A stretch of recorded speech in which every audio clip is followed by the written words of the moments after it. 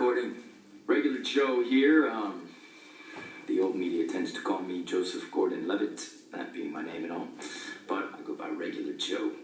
I acted in this really fantastic, huge Hollywood movie called Inception. And it's all about dreams. Dreaming is something that's always fascinated me. If we all spend on average like 20 years of our lives asleep, that's about 5-6 years that we all spend dreaming. And man, that's a lot of time that I could be, I could be alive. We continue going about our days, and sleep to contrive innovative dreams. Anyone who wishes to interpret the dream must himself be on approximately the same level as the dream, for nowhere can he see anything more than what he is himself.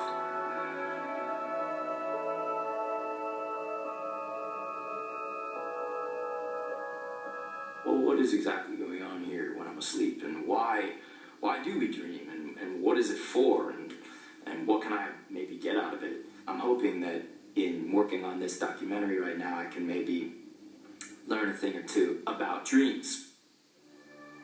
I got started smoking years ago when I was a young man, and I finally got to the point of almost a chain smoker.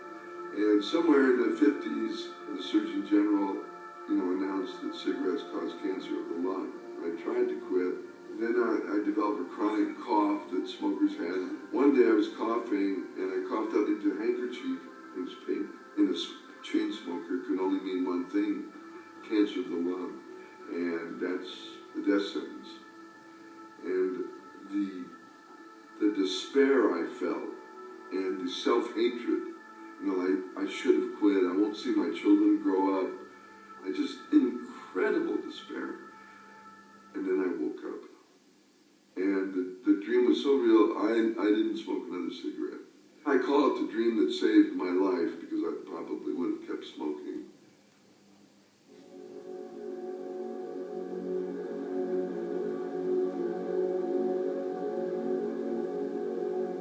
Freud's dream theory was basically the idea that dreams are the royal road to the unconscious. His whole idea was that the unconscious, the tip of the iceberg, is, of course, consciousness, and everything underneath is unconsciousness. He, however, viewed this sort of suppressing this unconscious material is because there's all kinds of unresolved, libidinal, instinctual, yucky stuff down there. We're less likely to see that today. Yes, a whole lot goes on unconsciously, but a lot of it's just a much more efficient way to process information. He brought attention to dreams, put importance on dreams, but he also pathologized them. And that's too bad, because they're not. They're perfectly normal. He thought that we only dreamed when there was a conflict. And that's one thing that the physiologic research really showed, that Freud was just dead wrong on how often dreams are happening. They're happening with great regularity for everyone, whether we recall them or not. When we go to sleep, our brain deactivates. Everything goes down on slow running. It's almost like we're hibernating, so to speak. Dreams happen when the brain is reactivated. Every 90 minutes approximately, the brain becomes much more active, the eyes start moving around like crazy, and that's basically when most dreams occur. REM sleep is also called paradoxical sleep. It's a good name for it because it's a state of the brain in which the brain is turned on as much as it ever is, but it's detached from the body. Why then do you see when there's nothing there? How can we explain the fact that you feel like you're moving, even though you're not moving? And the answer is very simple. The brain has a virtual reality generator. It generates sensory stimuli for itself, and it interprets them for itself. This is imagination. This is what this is all about. It's about conscious imagination. Dr. Stephen LaBerge has a phrase, this 3-pound universe. The brain creates the world, and we're conscious of the world. In REM sleep, we aren't getting any help from the senses. And that, to me, is a miracle. I see a lot of commonality between just being creative, whether that means, you make movies, or you write songs, you draw, you write, whatever it is. That kind of creativity, I feel like it's very connected to dreaming. Every night the auburn sun tucks in her children one by one. Ever since Freud, we've thought that dreaming was an unconscious mental state. It is not unconscious. It is highly conscious. And it is, in fact, needs waking consciousness. Because in development, in utero, you're certainly REMing. We know that fetal states are mostly REM, and obviously the brain is getting ready to be conscious. And you're probably doing something like dreaming, although I'm not suggesting that you're having anything like adult dreams. If I want to look at the neurological activity, comparing a dream to waking, they're largely the same. Because the brain can't tell the difference between dream input and waking input. Dreams are as real as waking life. People will wake up and they'll say, I can't believe that was a dream. I had a dream that I was approaching a kindergarten classroom and I saw rows and rows of desks that were empty and just one little child sitting in the front. As soon as I sat down, the teacher turned around and she had red lights instead of eyes. She said in a really deep voice, "Stop trying to forget the baby." And I looked over at the little kid next to me and it was me. What's always been interesting to me about dreams and about dreaming is that unlike other forms of psychological distortion, whether it be memory loss or psychosis or hallucinations and so forth, dreaming is a very positive, healthy experience, and it's one in which somebody normal with an ordinary mental process is allowed to view the world in a particularly distorted and surreal way. And sleep does have that sense of losing control as we spin into sleep, because we are losing control of our quote mind at that particular point. When I was doing laboratory sleep research, I would stay up all night, so I sleep deprived myself. By morning, I was very, very prone to have somebody walk in the door of the lab. There wasn't anybody there. I was hallucinating. I was having sleep-onset hallucinations.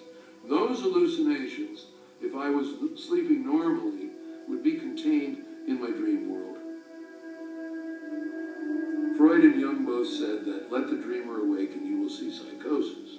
In your dream, you have the capacity of seeing things that aren't there.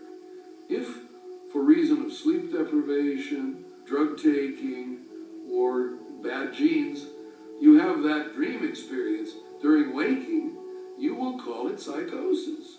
And that's what psychotic people experience all the time. They experience waking consciousness as if it were dream consciousness. Their waking consciousness is dream consciousness. Every brain has within it a potential. That doesn't mean it's sick, but every person certainly can become psychotic, and every person does become psychotic every night of their life. It's normal.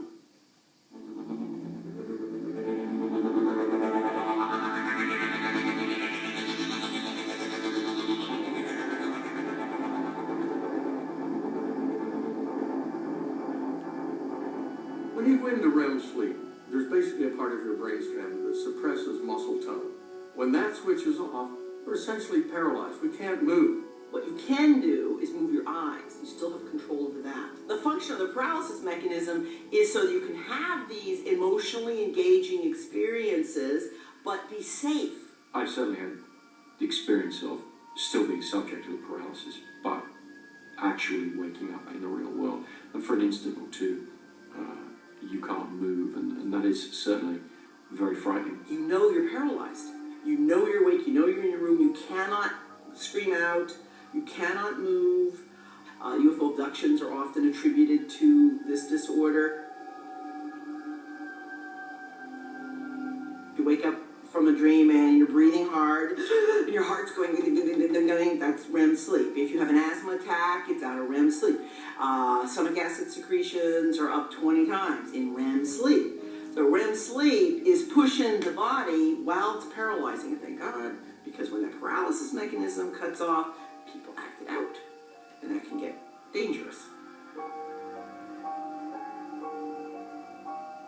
One of the most famous cases happened where a man had REM sleep disorder. This is a young man who was very much enamored of a young woman, wanted to marry her, and the parents were opposed to the marriage. This happens in reality. So she starts to act nervous and shy. and he realizes he's going to lose her. So he's a sleepwalker. He's been a sleepwalker all his life.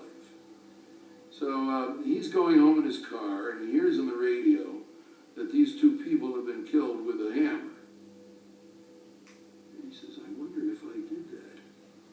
Because the two people are the parents of his girlfriend. Okay? So he calls the cops and he says, you know, I'm really worried about these people. I think I might have done this thing. How could you do this? You weren't awake? Well, he says, no, and his defense for the jury is that he was sleepwalking the whole time. 30-mile drive in the car, bludgeons them to death with a hammer, gets out of the house, goes back home, and here's the report on the radio. The jury found him not guilty by reason of sleepwalking and automatic behavior. He got off. Because the law states that you have to have conscious will and you have to be in control. Attorneys questioned them and said, could he have done this thing in his sleep without knowing it? And the answer is yes.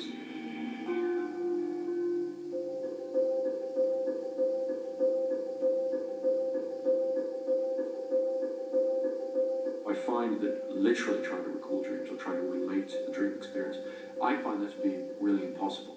It's such a subjective and personal experience. It's very difficult to translate it into words and have somebody else be able to follow it. Which is one of the reasons I was interested to make a film that would try and portray dream states. Even back in the early non-talkies, it seems like almost every special effect that came along got tried out. Just the feeling that something is happening that couldn't quite happen in waking life is what these things seem to conjure up. Over the years, people have tried dissolves, they've tried more surreal transitions, but I think the simple cut in film grammar is one of the closest film tricks to the way the brain actually thinks, to the way you actually perceive the world. We've tried to really push the limits of how you can use cuts, how you can use the most simple cinematic transition there is, to take the audience from literally one state of mind into another state of mind.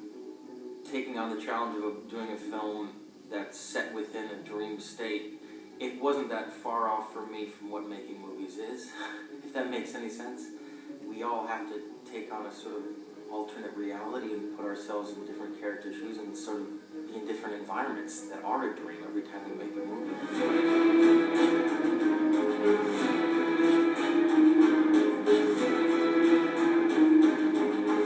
For me, one of the key components of dreaming is that you don't feel yourself enter the dream. You can feel yourself come out of it. You can very specifically wake from the dream and know exactly at what point in the dream you've woken from it.